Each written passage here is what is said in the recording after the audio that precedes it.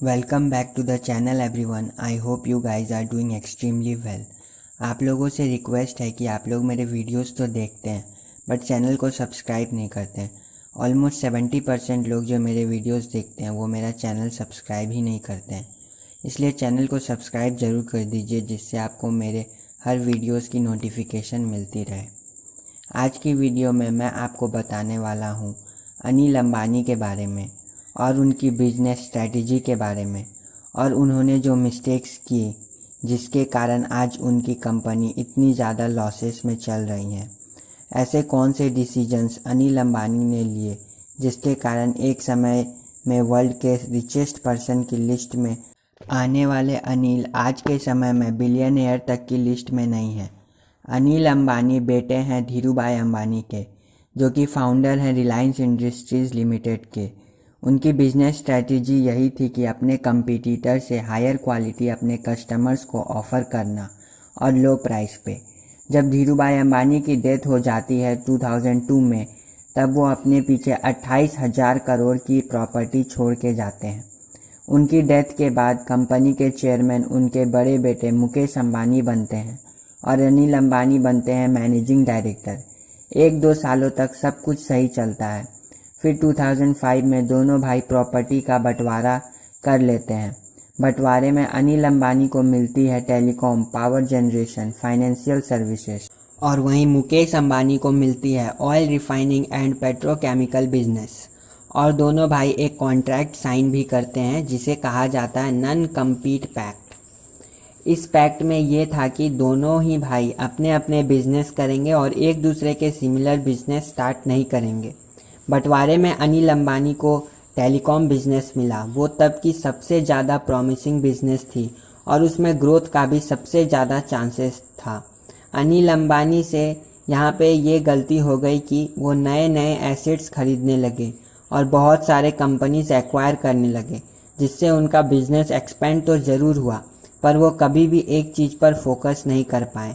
Forbes ने 2008 में अनिल अंबानी की कुल संपत्ति $42 बिलियन बताया और अनिल अंबानी तब वर्ल्ड के 6th रिचेस्ट मैन थे।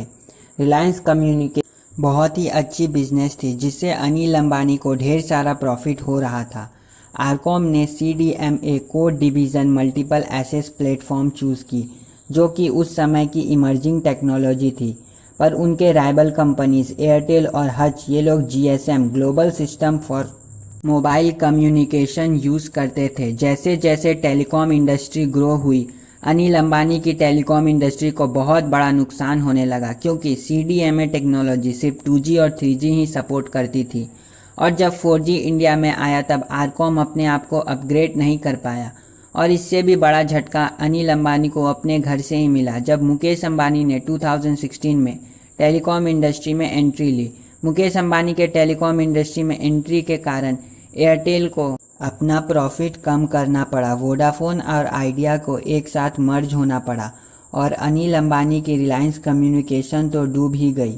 मार्च 2018 में अनिल अंबानी पर कुल डेब्ट ₹1.7 लाख करोड़ का था। अनिल अंबानी के आज के समय की बात करें तो उनकी नेट वर्थ $0.5 बिलियन है और वहीं दूसरी ओर उनके बड़े भाई मुकेश अंबानी के घर एंटीला की कीमत अप्रॉक्स $2 बिलियन है और ये घर दुनिया के सबसे महंगा घरों में से एक है। 2008 में दुनिया के 6th सबसे अमीर आदमी अनिल अंबानी आज के समय बिलियनियर तक भी नहीं है। 2019 में सुप्रीम कोर्ट ने ये आदेश दिया कि अगर Anil Ambani Swedish company Ericsson को 550 करोड़ नहीं दिया तो उन्हें जेल जाना होगा। तभी मुकेश अंबानी ने आखिरी समय में ये कर्ज चुका के अपने भाई को जेल जाने से बचा लिया।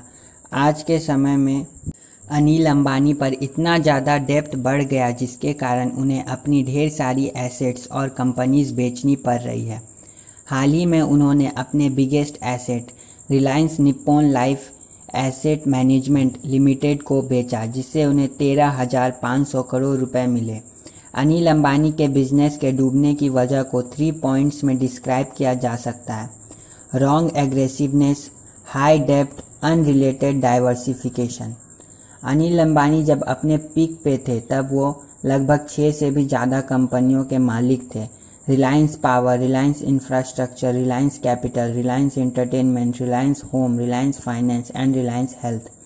इतने सारे अलग अलग सेक्टर में अनिल अंबानी का बिजनेस फैला हुआ था, पर बिजनेस में पीक पे रहने के लिए हर समय इनोवेशन और अपॉर्चुनिस्टिक रहना पड़ता है। अनिल अंबानी ऐसा करने में बुरी तरह से फेल रहे। आप लोगों को शायद ही ये बात पता होगी कि अनिल अंबानी 2004 से 2006 तक राज्यसभा के मेंबर भी रह चुके हैं उत्तर प्रदेश से।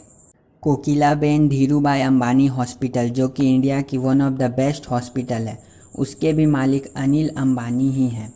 और वहीं दूसरी ओर अनिल अंबानी के बड़े भाई यानी कि एशिया के सबसे अमीर आदमी मुकेश अंबानी, जिनकी कंपनी रिलायंस इंडस्ट्रीज़ लिमिटेड आज के समय में इंडिया की मोस्ट वैल्यूएबल कंपनी है bye market value. Mukesh Ambani currently दुनिया के 6th सबसे अमीर व्यक्ति हैं और इनकी नेट वर्थ $81.6 बिलियन है। और मुकेश अंबानी के बारे में एक इंटरेस्टिंग बात यह है कि उनका जन्म इंडिया में नहीं बल्कि यमन में हुआ था। वीडियो में बस इतना ही। वीडियो पसंद आया तो वीडियो को लाइक कीजिए, नीचे कमेंट करके अपना ओपिनियन ज़रूर बताएं और चैनल को सब्सक्राइब जरूर कीजिए। Thank you for listening. जय हिंद।